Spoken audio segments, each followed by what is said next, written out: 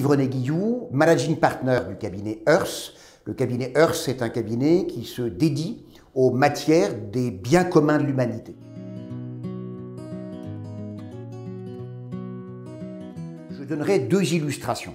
La première, c'est globalement l'investissement en ressources juridiques, j'aime bien ce terme d'investissement en ressources juridiques, des collectivités publiques et bien entendu de l'État ainsi que des établissements publics de l'État. Nous n'avons, pour ce qui nous concerne, nous n'avons pas cessé de travailler, y compris pendant la période de Covid. Autrement dit, la période de Covid n'a pas été un arrêt de la commande publique. Nous avons été sollicités pour poursuivre les travaux que nous avions commencés auparavant et également pour répondre à un certain nombre de besoins, que ce soit ceux des collectivités territoriales, des SEM, des établissements publics, que ce soit ceux de l'État, de telle manière à pouvoir dialoguer avec leurs juristes et continuer à produire des prestations de qualité. Ça, c'est le premier élément, celui de la continuité. Le deuxième élément, c'est celui de l'exigence d'adaptation. Nous avons eu beaucoup de questions de la part donc des ressources juridiques des collectivités territoriales, de nos clients, les hôpitaux, les sociétés d'économie mixte, les établissements publics, parce qu'elles souhaitaient adapter leurs outils juridiques relativement aux problématiques posées naturellement par la crise majeure du Covid de 2019. Nous avons opéré pour des bailleurs sociaux qui voulaient préserver, ce qui est quand même exemplaire, préserver les entreprises qui réalisaient des travaux donc de réhabilitation, de construction, par exemple d'ouvrages donc destinés par exemple au logement social et ces acteurs ont voulu préserver les entreprises avec lesquelles elles avaient un certain nombre de marchés publics ou de contrats publics, de telle manière à ce qu'elles puissent poursuivre leur travail, l'interrompre lorsque c'était indispensable au regard donc du confinement, sans que cela se fasse ni au préjudice des entreprises, ni au préjudice des collectivités territoriales. Et nous sommes surpris. Pour l'instant, tout au moins, nous verrons de semaine en semaine et de mois en mois, mais globalement, je trouve que cette période a témoigné d'une vraie capacité de dialogue juridique, de telle manière à procéder davantage selon une méthode de régulation des problèmes plutôt que de naissance de contentieux. Nous avons certains contentieux qui sont nés, du fait du Covid 2019 par une incompréhension des acteurs économiques entre les acteurs économiques du marché et les collectivités territoriales, établissements publics, sociétés d'économie mixte, mais globalement, ça reste quand même relativement marginal, en tout cas encore aujourd'hui. Nous verrons bien entendu l'éventuelle dégradation du dispositif dans les mois qui viennent. Ça, c'est le premier sujet. Deuxième sujet, nous travaillons pour un certain nombre d'hôpitaux, nous travaillons beaucoup dans le secteur de la santé qui nous semble être un bien commun majeur et nous avons pu voir à tous les niveaux dans les hôpitaux publics une capacité de concentration sur des problématiques diverses qui, à mon avis, a été exemplaire. Je donnerai deux illustrations. La première, je me permettrai de parler de l'un de nos clients, ce sont les hôpitaux de Marseille.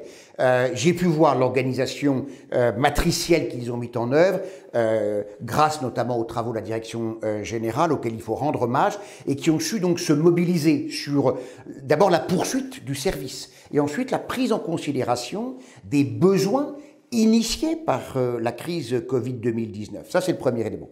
Le deuxième élément, et encore une fois pour rendre hommage, on peut être critique, bien entendu qu'il y a des éléments qui ont dysfonctionné, mais globalement, j'ai trouvé que la capacité d'adaptation de l'État était assez exemplaire. On pourrait prendre également le ministère de la Santé avec la création d'une cellule dédiée donc au conseil apporté donc aux opérateurs de santé, qu'ils soient publics et privés, et qui a pu ainsi favoriser des conditions d'achat significatives, améliorées, si vous voulez, pour acheter des masques, du gel hydroalcoolique et d'autres choses, et qui me semble extrêmement intéressant. Troisième élément, c'est bien entendu qu'on a pu voir des recherches d'opérationnalité renouvelée. Je donnerai une illustration de ce sujet-là. C'est par exemple l'initiative qui a été prise par Uniachat d'un côté et le RESA de l'autre côté, donc deux très grandes centrales d'achat qui ont uni leurs forces, unit aussi leurs moyens juridiques, leurs moyens économiques bien entendu, de telle manière à pouvoir mieux répondre aux problématiques de logistique et bien entendu d'acheminement et d'achat donc d'un certain nombre de produits nécessaires dans le cadre de la crise de Covid-19. Ça veut dire quoi globalement? C'est que à la fois il y a un élément de continuité, c'est ça que j'ai voulu souligner. Non, l'achat public ne s'est pas arrêté avec la crise du Covid.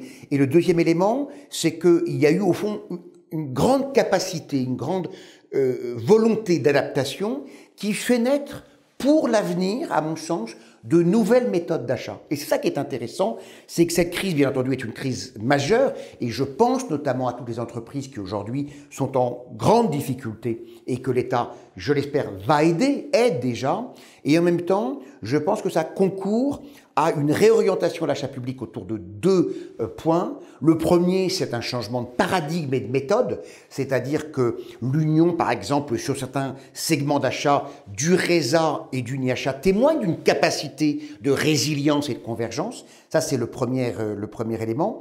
Le deuxième élément, c'est, je pense, l'importance qui est donnée à l'achat public, y compris dans la conscience des citoyens, c'est que l'achat public, en fait, c'est un achat qui est indispensable au fonctionnement de la communauté nationale.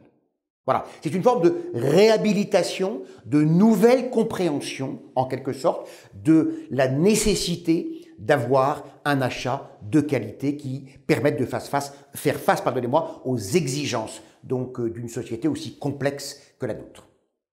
D'abord, je vous remercie de m'avoir écouté avec cette passion qui m'anime. On la retrouvera, cette passion, autour des différents intervenants donc lors des journées du Grand Forum.